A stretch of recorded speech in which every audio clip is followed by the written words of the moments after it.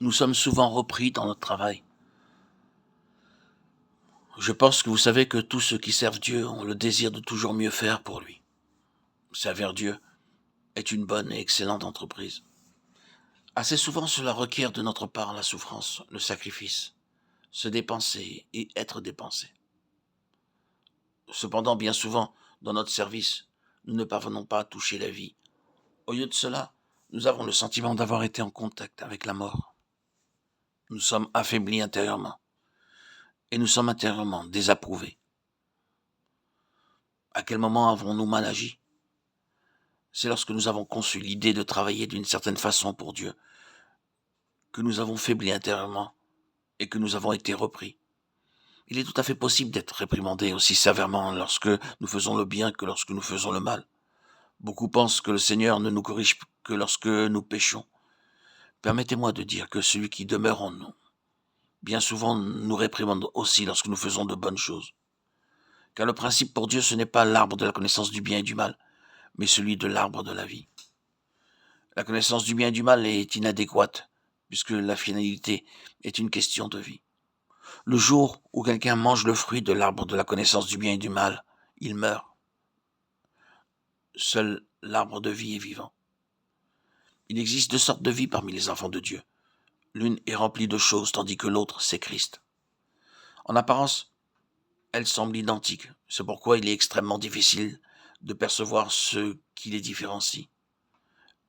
Les deux parlent de l'humilité, de l'amabilité, de l'amour et du pardon. Elles se distinguent avec peine. Mais en fait, extérieurement, l'une n'est qu'une sorte de chaîne formée de choses, tandis que l'autre, c'est Christ lui-même. Combien elles peuvent être dissemblables intérieurement. Laissez-moi le déclarer franchement. Si vous possédez des choses, vous n'avez pas besoin de la croix. Mais si vous avez Christ, vous apprenez la signification de la croix. La croix non seulement interdit notre péché, mais elle paralyse notre activité. Elle réprime nos actes, tout comme elle règle notre péché. Beaucoup de difficultés surgissent alors. L'enfant de Dieu peut penser que c'est bien s'il fait ce qui est bon, mais sans réaliser que ce qu'il fait de bon demeure une simple chose. Dans la présence de Dieu, la seule issue, c'est Christ. Il est cette bonne chose, car Christ est la vie. S'il demeure silencieux, comment pouvons-nous agir? Nous pouvons facilement apporter des paroles de réconfort, mais s'il ne parle pas, nous n'osons pas parler. Car si nous le faisons, nous toucherons la mort. Et nous serons intérieurement faibles et défaits. Nous pouvons, sans aucun effort, aider les autres pour beaucoup de choses et obtenir la louange des hommes, comme si nous avions un cœur sensible. Mais lorsque nous avons accompli toutes ces choses, nous nous sentons intérieurement déprimés. Pouvons-nous voir la croix? Tout ce que nous pouvons accomplir avec notre bon vouloir ne nécessite pas la croix. Ce n'est que lorsque nous laissons le Seigneur vivre en nous, pour qu'il devienne notre tout, que nous avons besoin de la croix. S'il n'agit pas, comment pouvons-nous agir?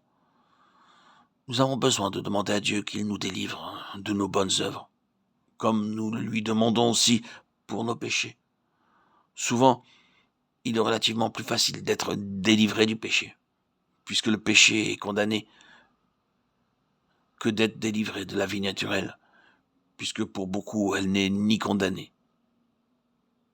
ni rejetée.